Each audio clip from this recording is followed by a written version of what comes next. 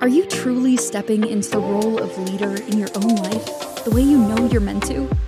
What shifts would unlock your full potential? It's time to explore those answers with the host of Sacred Leadership, intuitive business coach Sherisse Alexander.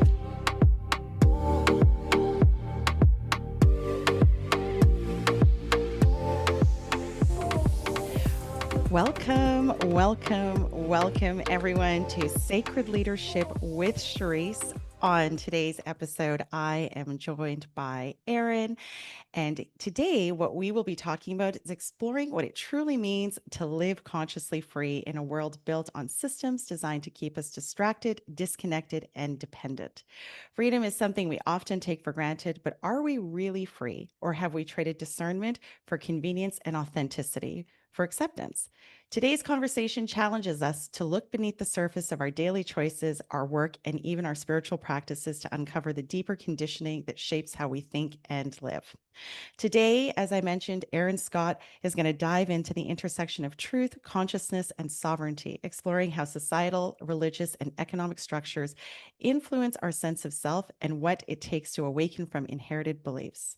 A little bit about Erin. Erin speaks about contemporary societal systems that prevent us from reaching higher levels of consciousness. He is committed to awakening people to the scaffolding of the modern world, dominant institutions, societal systems, and cultural conditioning, and how those forces create schisms both within the individual and throughout society. His insights aim to reconnect people with their natural internal coherence, reframe obscured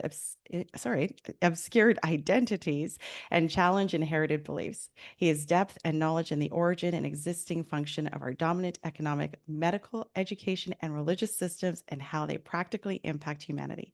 Erin is an Amazon #1 bestseller author with his book, Before We Forget, The Guide to Personal and Collective Awakening, which provides a coherent path for awakening in the modern world. So, Erin, I know I said a lot about you, but why don't you tell us, first of all, welcome and thank you for joining me so much today. Why don't you tell us a little bit more about yourself? I'm actually super excited about chatting with you today and, how your work evolved and how you got to where you are today. So I'll turn it over to you. Thanks so much for having me. I don't know if I could do a better job than that. I feel like you covered all the you covered all the hot topics here. I'm gonna those are big shoes to follow to fill. Um, Yeah. I've got a little bit of a cold, so I apologize. But I mean, I think you really kind of covered it all there. I have really kind of I kind of like got a keen interest in a lot of these kind of topics, through kind of like personal introspection, through observation, and just kind of like, for as long as I can remember, just kind of like looking at the sort of innate nature of our reality, and trying to kind of like peel back the layers on, of human consciousness and trying to understand really, why we live the way we do, act the way we do, have structured society the way that we do. And I was, obviously we're kind of fed this kind of, indoctrination where we're taught things like, Darwinian principles, survival of the fittest. We're taught Hmm. that capitalism is the best economic model. We're taught that, we're brought up into this system, and we're never really taught to question anything. We're never really taught to think critically when it comes to these really kind of like fundamental tenets. And um, I just didn't satisfy me. And Hmm. for as long as I can remember, like I said, I've been kind of probing, and I've been looking to uncover, kind of like the secret sauce, like what's going on, what's happening underneath, what's the Hmm. compass, what's the engine, right? And I've been kind of on this journey for maybe in a passive sense for maybe 20 years now, to be honest with you. Maybe in a more acute sense, as kind of I caught up with, maybe kind of like my path kind of accelerated, maybe in the past 2 years. But I was deeply interested in philosophy and economic theory in college, and I jumped into a career on Wall Street, which is sort of like interesting, but I was always, again, we were kind of indoctrinated that, we go to school where we need to be focused on money, we need to be focused on performance, we need to be focused on the Yeah. material goods, et cetera, et cetera. So it really kind of, I think, blends nicely and adds a really interesting perspective with respect to the context of these topics. So anyway, that was a lot. And hopefully we can, peel back the layers here and dive a little bit deeper. Yeah, it does. It is a lot. But the reason why I was really excited about talking to you is because of where you actually began, right? And diving into Wall Street. And it feels so similar to my own story. And, I didn't take philosophy, but always asking these questions about like, is this all there really is? Is this it? We're just gonna go out there and make money and do and push harder and survival of the fittest. And at some point, I often say to people, I'm like, at some point, money just isn't it anymore. Acquisition of things isn't it. So, like you said, you've kind of been passively on this journey for 20 years, but really, we'll say, jumped to an accelerated journey 2 years ago. What happened 2 years ago, if you don't Yeah, mind I me mean, asking? I kind of had an acute moment where I um, was just really unhappy with, I don't know, everything. And I had been Mhm, really, I had kind of like pushed myself to such an extreme, right? And now people talk about the imbalance between the masculine and the feminine energies. People mhm, talk about how there's this sort of focus on the material world, on the material goods. People talk about, overextended capitalism. I mean, there's many ways to kind of frame the mm, discussion, right? But it's all kind of like part of the same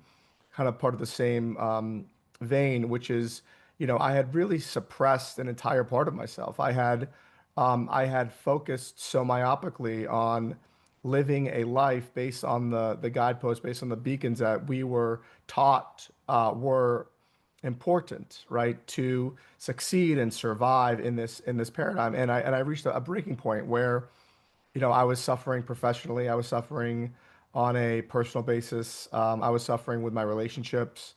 I was going, my marriage was completely destroyed. I wasn't spending time with my, my kids.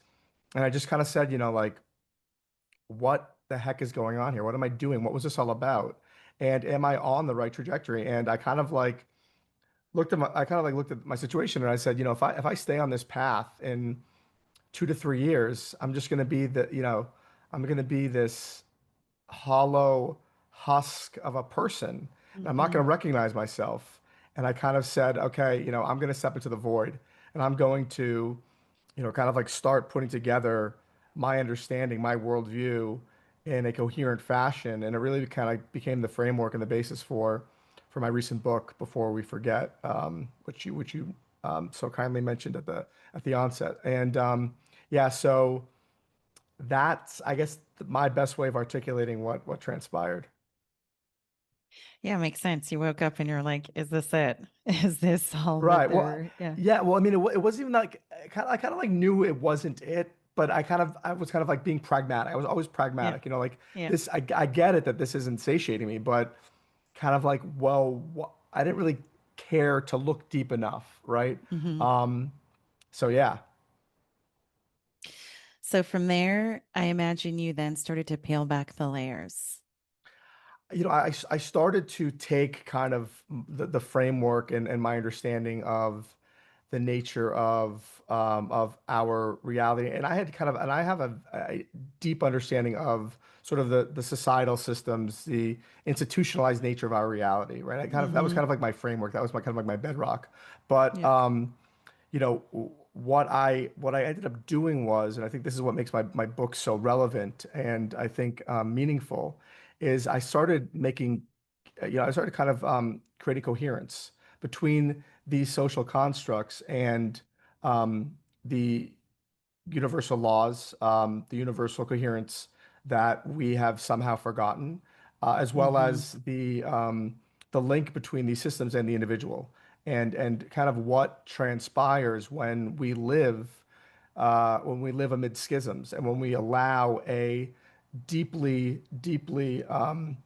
sort of fragmented reality around us sort of become our consciousness. And we don't realize Mhm. that we embody the consciousness of our systems, but in truth, we do. And most of us just think to ourselves, "Oh, that's just the way it is." But in truth, Mhm. it's not just the way it is. And Yeah. this kind of I can parlay that into this. I have a big problem with well, a few of the guilds of the spirituality movements, but we can get to that later. But with the idea that we are in this matrix heralded by puppeteers, and we're victims, right? I mean, this is like, granted, there are people who have interests and they look to control industry and things of that nature, but in truth, we are so powerful, and we are Yeah. actually the ones that hold the keys. And this isn't Yeah. cliche. This isn't a tongue-in-cheek statement. We do, and it's important. I also felt that it was important to give people the tools to Yes. realize that and to bring real sovereignty and awareness to people, because we live our lives amid many illusions. We can talk about that on a metaphysical level. We can talk about that with our relationship with source, or the divine nature of the universe. We can also, but we also can talk about that with respect to how we self-identify, how we value Hmm. our worth, how we value our relationship with ourselves, and we are so cut off from that discourse, right?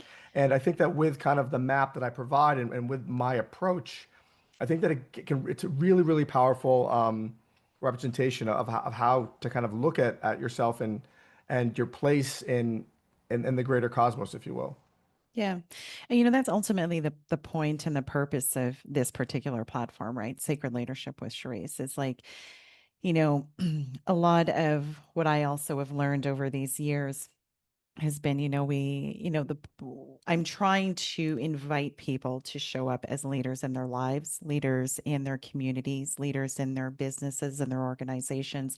And a lot of that, I think, speaks to what you were talking about, because they're not mutually exclusive. There does need to be internal reflection. There does need to be, looking at how we show up and the shadow sides of ourselves that we don't necessarily always want to be confronted with, and being really, really honest and authentic with ourselves first. Forget what we're showing other people, but I mean, really, the honesty begins with ourselves. So let's talk about illusions and the illusion of freedom. So we're all free. So, what I would ask you is, how can we begin to recognize that we're still actually unconsciously bound?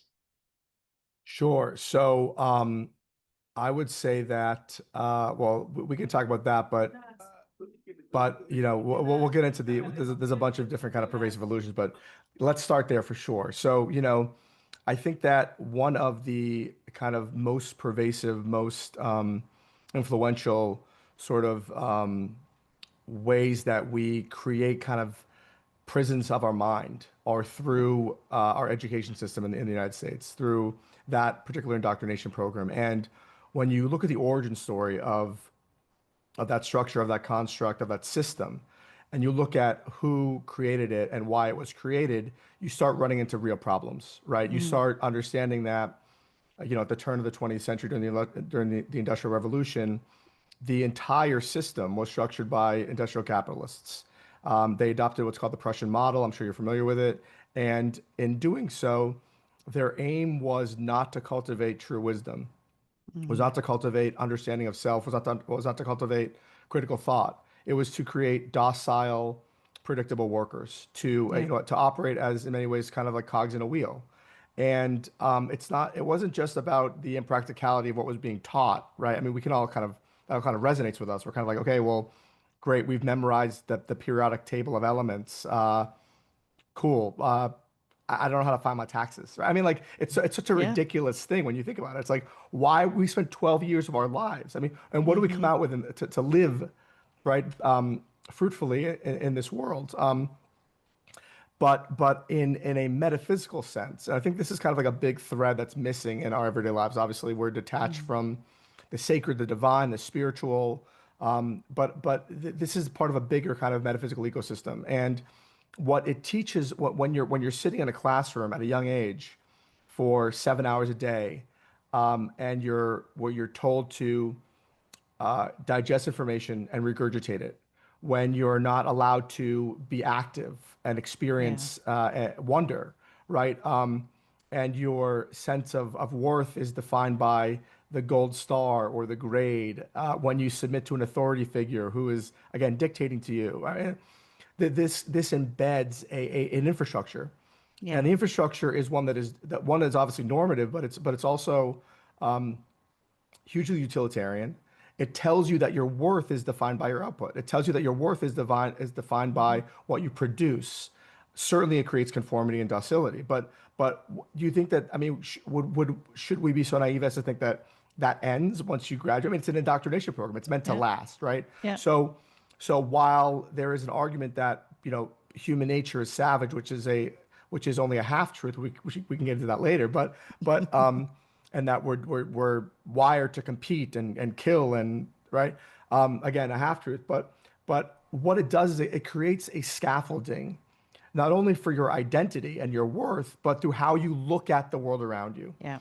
When you are programmed to always look to achieve, well, it creates a vacuum of meaning, right? So we can keep going down that path, but this is an important, crucial piece of information that people are not aware of, that people are detached from, but that ought to resonate with those spirits there. Are you running a seance over there? What's going on, Sherisse?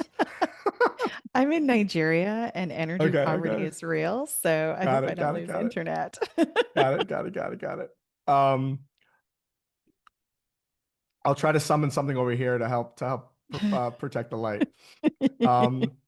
So yeah, I mean, it's and what's funny is because even now with just kind of the way that human consciousness is and the way society is, even to kind of like bring this topic up, Yeah. is like hugely kind of like woo woo, and like it's which is to me so crazy. I mean, this is a real cause and effect kind of situation here. So the point is that, and the point to this discourse, and the point to me kind of uncovering these truths and revelations, if you will, not just with respect to the education system, but with respect to other kind of accepted constructs or inherited beliefs that we assume to be correct, is that if we don't see things for what they are, we will never evolve. We will never have a full understanding, a complete ability to digest the entirety of the situation. And for me, this whole thing is about the evolution of human consciousness, and how do we evolve without all of the complete information, with complete truths, and not operating through illusions. And this, and to tie this back, right, we have shackled ourselves to the illusion that we are our job, our cars, our homes, our bank account. This is complete. This is a complete fraud, right? And but most of us live our lives identifying that way. We create a prison in our mind, and the unfortunate part is there is an inherent rigidity. There is an inherent limitation when you look at your life that way. Why? Well, because you are pegged to, you are chained down by the structure of the system, and the system, which we haven't really dove really deep into, but it's inherently linear. It's based on manufactured scarcity. That's how it thrives. That's the engine, right? That's how power structure takes form and retains its power. But the real world, the universal consciousness, if you will, doesn't operate on linear terms. It doesn't operate with these kind of restrictive, regimented rules that we've used to structure our society. So a quick foray into the illusion that we create in our mind right there. Yeah, and we will continue that. We are going to head to our first commercial break, but when we come back, we will dive more into that. We'll be right back. Leadership isn't reserved for CEOs or world leaders. It's something each of us is called to embody in our own lives. But how do you awaken that inner leader with clarity and confidence? On Sacred Leadership with intuitive business coach Sherisse Alexander, you'll discover powerful tools and spiritual insights to align your words, actions, and outcomes. Tune in every Wednesday at 11 a.m. Eastern, 10 Central, 9 Mountain, and 8 Pacific, right here on InspiredChoicesNetwork.com.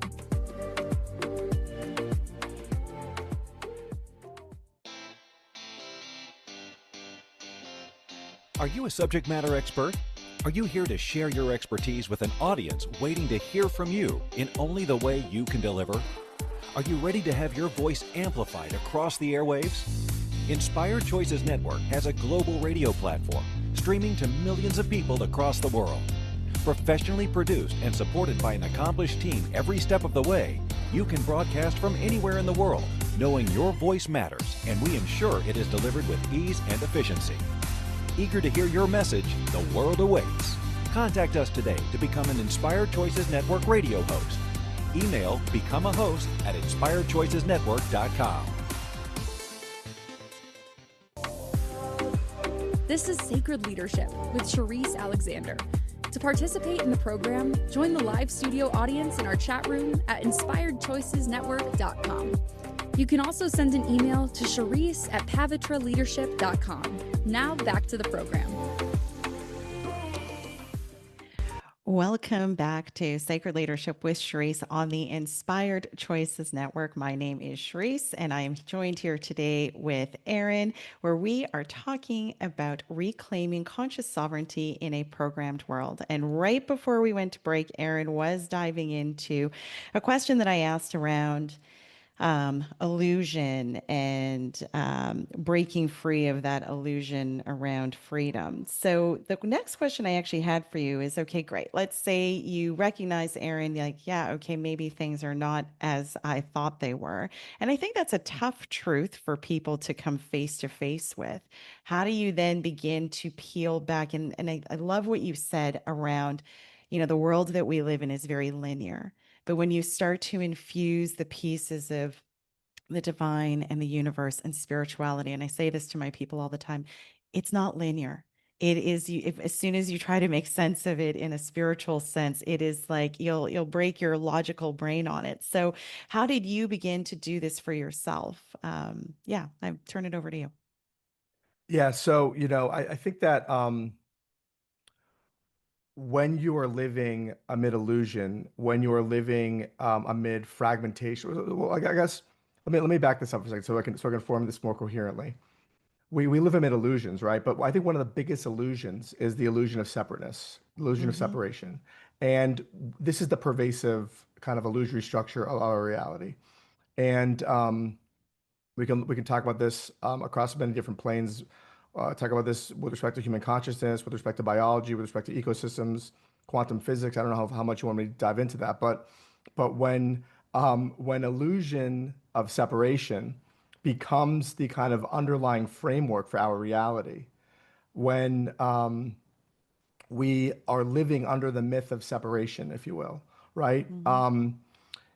The idea of sort of our connection to things becomes a problem. So like for example, the universal nature of the universe operates through polarity, right? That this is how creation takes form.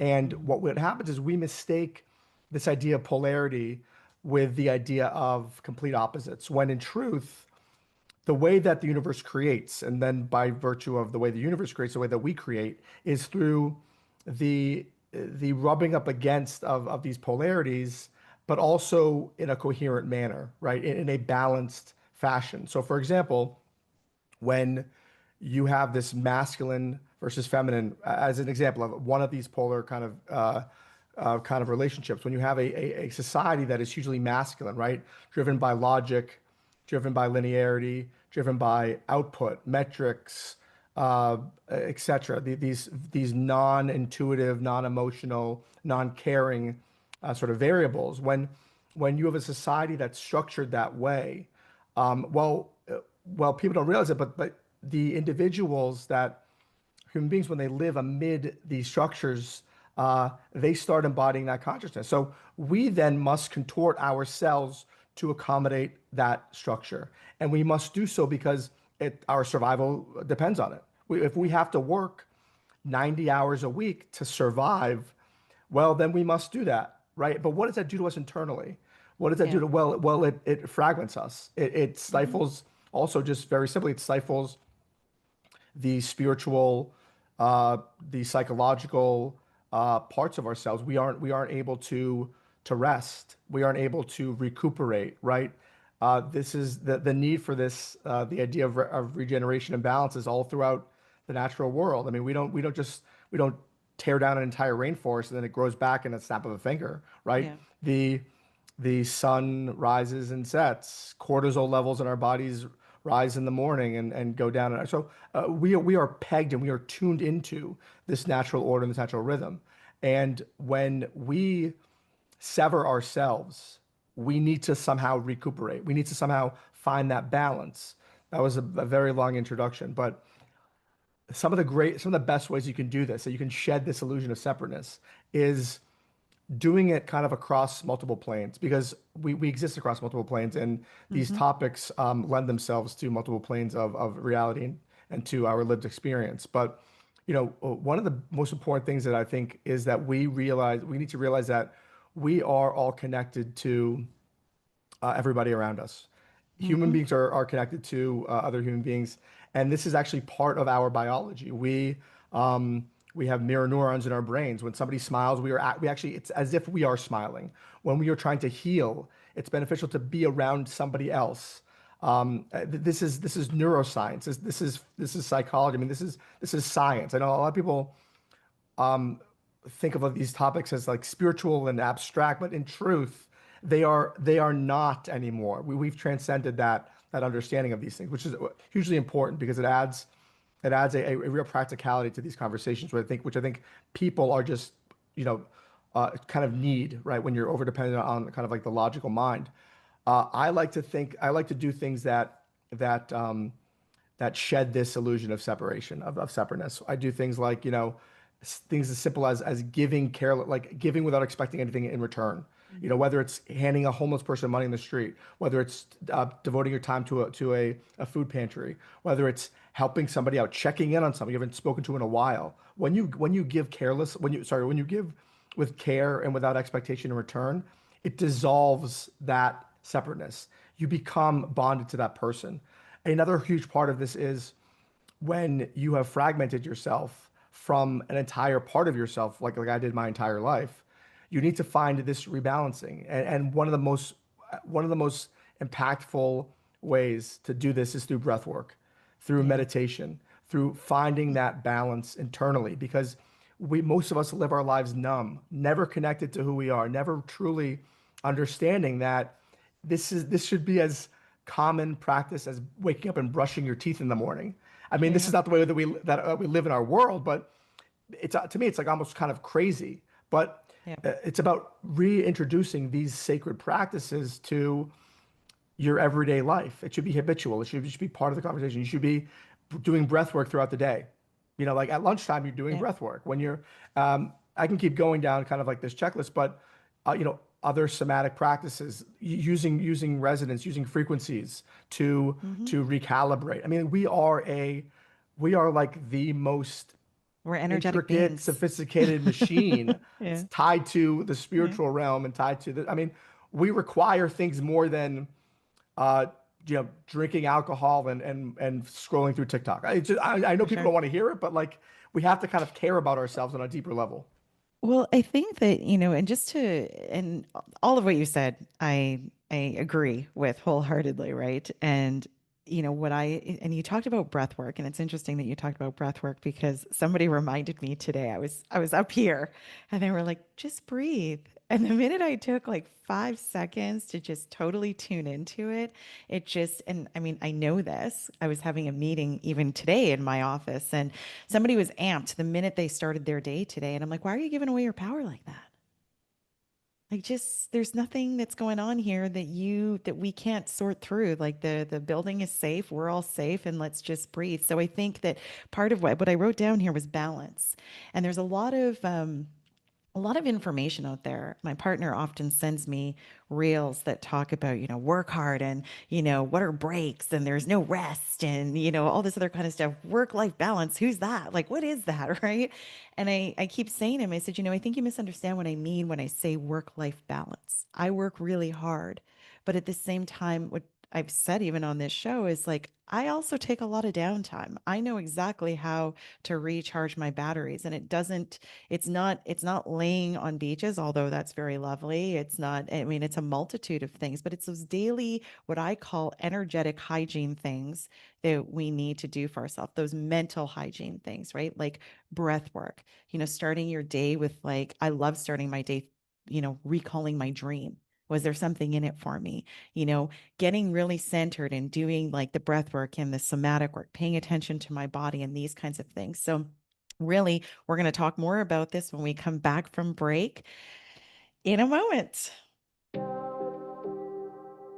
Leadership isn't reserved for CEOs or world leaders. It's something each of us is called to embody in our own lives. But how do you awaken that inner leader with clarity and confidence? On Sacred Leadership with intuitive business coach Sherisse Alexander, you'll discover powerful tools and spiritual insights to align your words, actions, and outcomes. Tune in every Wednesday at 11 a.m. Eastern, 10 Central, 9 Mountain, and 8 Pacific, right here on InspiredChoicesNetwork.com.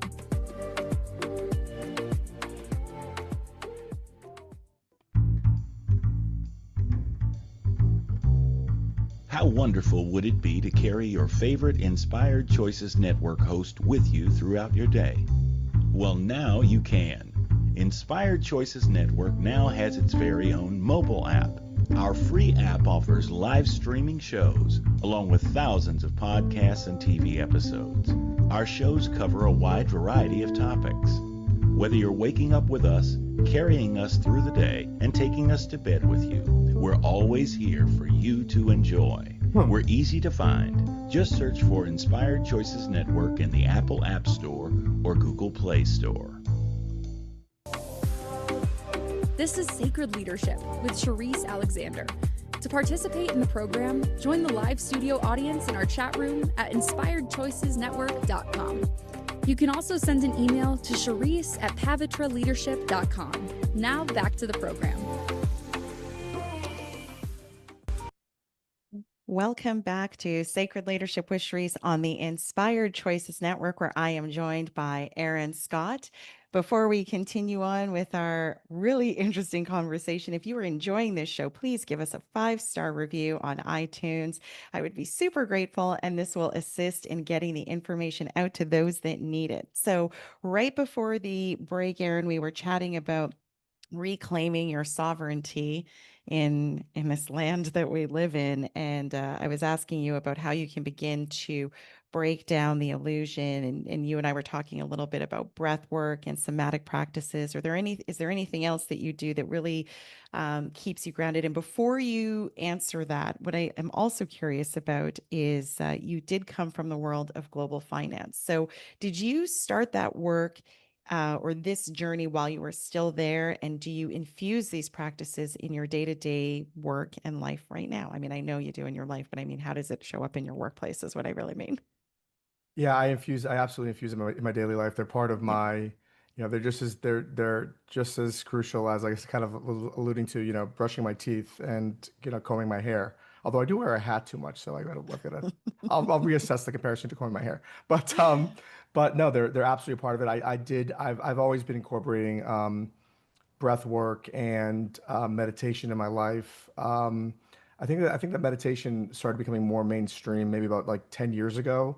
I think with apps and with I think more of an integration of kind of Eastern health practices. I think that I kind of latched onto it. I think I figured why not? I mean, I was drinking a lot like every day after work, and it kind of like you never kind of really did it. I didn't sleep well, and I said, what's the downside here? I might as well give it a chance. I started incorporating quite recently, maybe like 3 or 4 years ago, listening to different hertz and kind of like playing around with that and seeing how that resonates with me. And I found it to be, although at times I can't necessarily pinpoint which hertz impacts me and in which way, they're always in some way beneficial. They always in some way relax me and ground me, and kind of allow me to kind of reintegrate with who I am, for sure. And I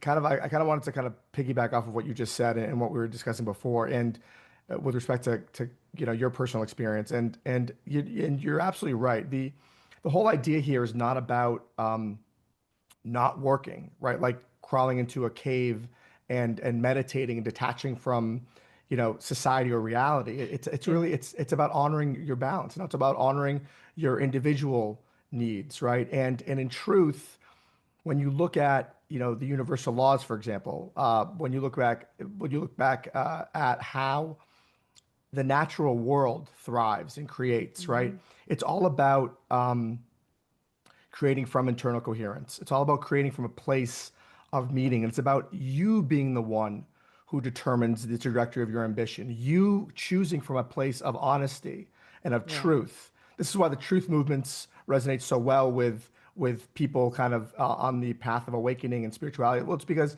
the soul or whatever deeper self that you are, it resonates with truth, right? Yes. It seeks truth. It doesn't seek distortion, right? Right. So a little bit metaphysical there, but the purpose with all of this, and you talked about how, getting frazzled and having to kind of like rebalance and recenter. It's about this is also a discussion about not allowing the external world to control you, but about Mhm. you being the one who's in control, right? And this is kind of a big part of the discussion. I think that is often missed, and this is really a crucial part of kind of my effort because it's not just about dissecting and critiquing and Mhm. trying to poo-poo our modern day systems. It's about seeing them for what they are and then rising above them, or taking back your sovereignty from them, right? And although a lot of these practices are essential, people still need to make that leap cerebrally. They still need to understand, or rather, they need to see things for what they are, right? And I think Mhm. that although this one's kind of hard to grasp for a lot of people, another hugely kind of beneficial understanding or kind of like cerebral digestion, if you will, is recognizing that you are not your emotions or your thoughts, right? You experience them, but it's Mhm. but it's up to you whether you allow them to control you or whether you're going to control them. This is all part of the same kind of ecosystem, and it's about bringing people back into alignment with themselves. And from that alignment, they find their autonomy, they find their sovereignty because, again, they're rooting themselves in who they truly are. They're creating, they're working because they're passionate about it.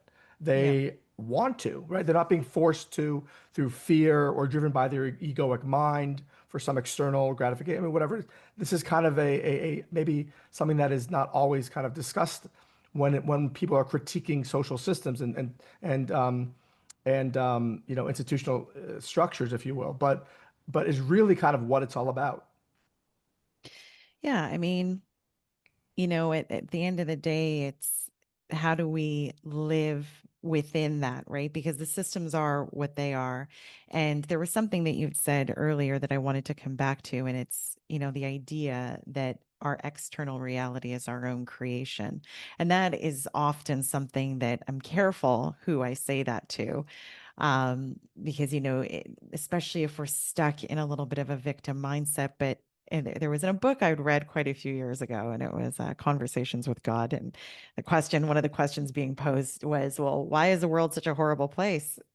God's like, well, why are you thinking such horrible things? Like, you're creating it. So if you don't like what you're seeing, then do something different. And, I think when I'm in conversation with people, and I was using the colleague that was really amped this morning as an example. It's like and this is how I do it in the work environment, and I do this personally as well, is what's your contribution to this situation, whatever it is, right? And so you could make that as small as you want in the workplace or personally, or you can expand that into your community, your city, and then the world, obviously, that we live in as a whole. So every single one of us, with our words and our actions and our energies, and allowing those things to go unchecked, is really where we are right now. So it's beginning to see that, and not being, that, and it's, I think sometimes people are then desirous of rolling into guilt and shame once the realization is there, like, oh my gosh, I am creating this. No, it's not a blame thing. It's not a right or a wrong. It's quite simply, you didn't know any better. We are now bringing it to the consciousness. So now you can choose. So now, if you choose to do this, well, now you're doing it eyes wide open. Now you know fully what you're creating. But if you don't like it, then make a different choice. And it's not right or wrong. It's just in alignment or outside of alignment. Which brings me to the question around, and maybe we've been talking about this, but for you, what does it mean to live awake inside of these systems? Because you did say, sometimes people think that means, oh, you got to go now live, in a cave or, be a monk and, meditate for 12 hours out of the day, but you got to find a way to integrate these things. And I think that's often where people get stuck when we talk about the metaphysical and spirituality and how do we make it practical and digestible for the average person. Absolutely right, and I agree with everything you said previously. I think that's spot on. We're definitely we're definitely kind of talking the same language here. Yeah, you're absolutely right. I mean, this whole idea of the human experience of being the creators of our reality. This is all about taking the deeper knowledge, taking the higher level of consciousness, and integrating and embodying Mhm. that, and then acting as kind of a transmission to the world around you, right? And this is really this is something I alluded to this previously about some of the spiritual movements where and as maybe as good intended as people are, where they start getting into all this nomenclature, this vernacular of like the astral planes, and they're channeling the Pleiadian star seeds from this galaxy, and then they're doing a dance and wearing a headdress and they're painting their faces. Like, this is great if this works for you, but Yeah. this is not, in my opinion, this is not about the evolution of human consciousness. This is not about bringing people to living awake Well, in it the has to be lived. accessible, and that's not That's right. accessible for everybody. Yeah. Exactly. And again, I kind of look at the way that we've constructed our systems, the way that most of us live, the way that most of us live our lives and our level of consciousness is it's almost kind of like an immature consciousness. It's Hmm. where when we are living through primarily the egoic mind. This is a lower level consciousness. You can say that it's a lower frequency. You can say that it's, however you want to again characterize it. We should get caught up on words with a lot of this stuff, Hmm.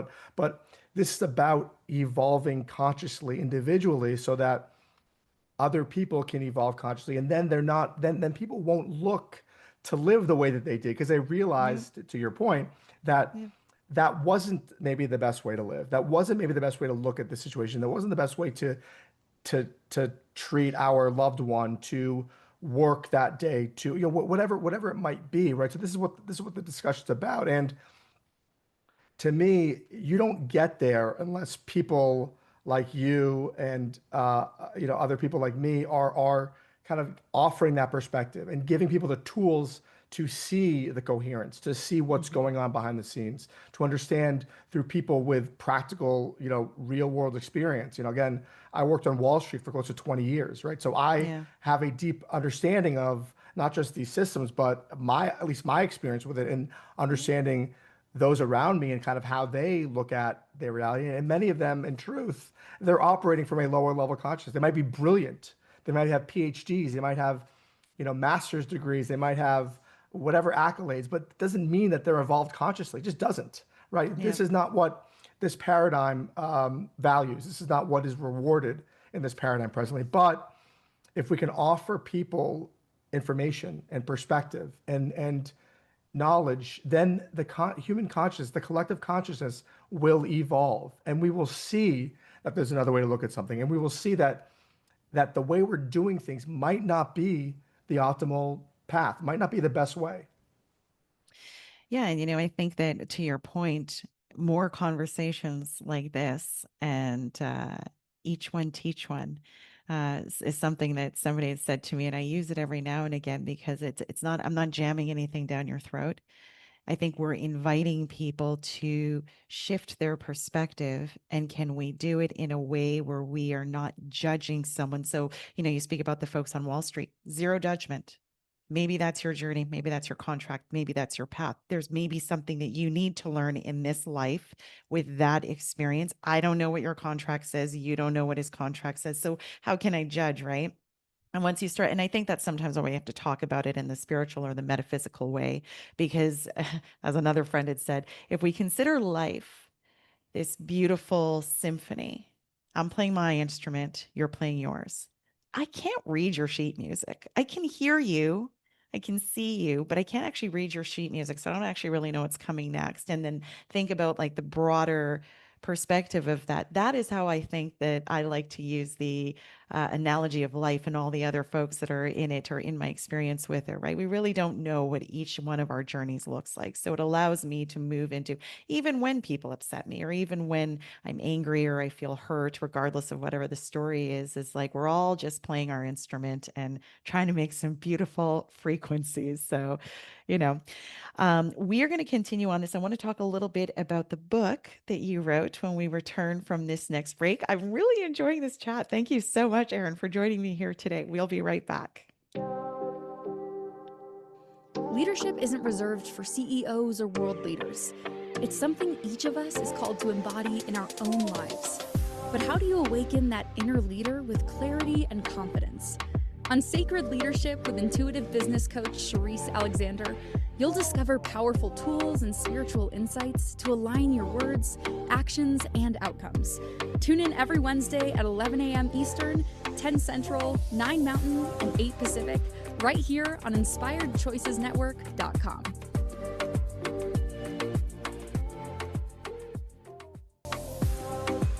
This is Sacred Leadership with Sherisse Alexander. To participate in the program, join the live studio audience in our chat room at InspiredChoicesNetwork.com. You can also send an email to Sherisse@pavitraleadership.com. Now back to the program. Welcome back to Sacred Leadership with Sherisse on the Inspired Choices Network. Today, I am joined by Erin Scott, where we are chatting about reclaiming conscious sovereignty in a programmed world. And we were just about to chat a little bit about the book that Erin wrote. We've got 7 short minutes left in today's show, but I do want to know what inspired the book that you wrote before we forget, and what have we collectively forgotten about who we are? Sure. What inspired the book? What inspired the book was, I kind of, and we spoke about this briefly. I really kind of felt this fracturing throughout my whole life, and this like almost like slow chips, just like slow chipping away these like small infusions of trauma, they were self-imposed in many ways, and I I broke more than once. And I was kind of like, what am I missing here? I'm doing everything I'm supposed to be doing. I'm checking all the boxes. Like I'm supposed to win, right? And I was quote unquote winning, right, from the outside world. But I I felt that something at the fundamental nature of our reality was off. Mm-hmm. And I was kind of like on this mission through very pragmatic, practical, hands-on. I always kind of kept in the back of my mind, like, what if this guy that I worked with next to me, right, picked up this book, and I wanted to make sure that what I put in this book could in no way, shape, or form be looked at as crazy, right? Like, or like outlandish or ethereal, or that was literally like my guidepost in the back of my mind. I was like, I want to put something out there that shows people who are on their unique paths, that shows people who are on this path of awakening. And again, people call it different things. I kind of, it's kind of like what I use to kind of bucket it, but who are on this deeper journey, and make them feel like they're actually the ones that are living closer to reality. I mean, that was literally what I was trying to do, and to show that it was the kind of like the common person, or the everyday person, the sleepwalker, the zombie, whatever you want to call them, right? Or however you want to call us, because I'm still sleepwalking and still a zombie in many ways too. I mean, I'm not saying that I'm 100%. perfect. I'm not standing on a mountain like casting judgment. That's not what this is about. But it's about you know, saying, look, there's something deeper here. And oh, by the way, I want you to read this, and I want you to say to me, I don't agree with everything you're saying. Right? That was kind of like my approach. So Yeah. to me, this was like almost like a self-vindication. It was kind of like in many ways written as in an arc where the first part of my book is called The Fracture, where I focus on illusions, the illusions that are embedded in our world and our society with respect to how we look at the natural world, our relationship to it, how we look at other people and our relationship to other people, how we understand our relationship to to source, I talked deeply about the fractures, the disconnections that religion, that institutionalized religion has created, and how not only how it's created with respect to the personal, the individual relationship with source or God or the one, whatever, however you want to call it, but also, and this is what's missed, how religion actually wrote the blueprint for modern society, how religion actually Yeah. serves as the framework. And this is why when I hear people, oh, religion, no one's really religious anymore. It's like, yeah, you're right, but I don't know if you know this or I don't know if you see it, but they struck, it was through their institutionalization of the sacred, through their sort of divinely ordained hierarchical structure, right, where they placed God above man and then nature above nature beneath both, right? We set up a way of looking at ourselves Yeah. as inherently less than, but when in truth, and again, this is just backed up by fact, by living in actual reality. We are source experiencing itself in our unique form, just the way it Yeah. is. I mean, you cannot want to look at your life that way, but we have the ability to create. We have the ability to manifest our own reality and our collective reality, right? So this is what I focus on in kind of in the first section, the fracture, and I go into deeper how our man-made systems cultivate the illusions, how they fragment us further, and I go into topics. I cover kind of a myriad of systems, from economic to education to healthcare to religion, Yeah. and then I talk about the process of awakening, where when you Hmm. come to the realization, when you see behind the veil, when you're able to recognize reality for what it truly is, and how it's difficult to stay there, to your point, right? How when you've built your entire identity, when the entire scaffolding of your identity is anchored in illusion. I mean, this is such a difficult thing to come to terms with, right? I mean, this I'm is like chuckling because it's this is terrifying. Like, it's that's the terrifying, truth. right? It's And like this your is the entire foundation gets shaken. and this Full isn't even stop. about like psychologically. I mean, Yeah. this is about the nervous system. I mean, the nervous Yeah. system gravitates towards um, similar experience, even if the similar experience is bad, right? This is why you have people who are abuse victims, right? Hmm.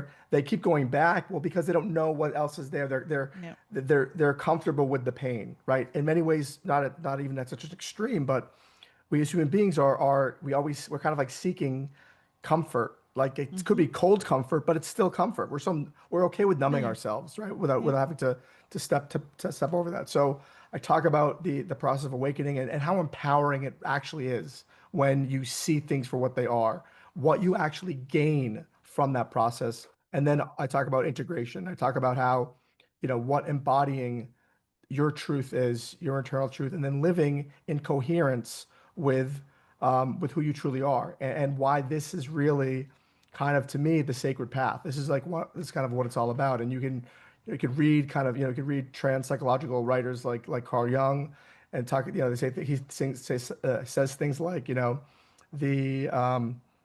the the greatest gift of life is to truly know yourself, right? To truly Hmm. know who you are, right? So and excuse me, it's my belief that this is really what it's about. It's about living in alignment with your truth.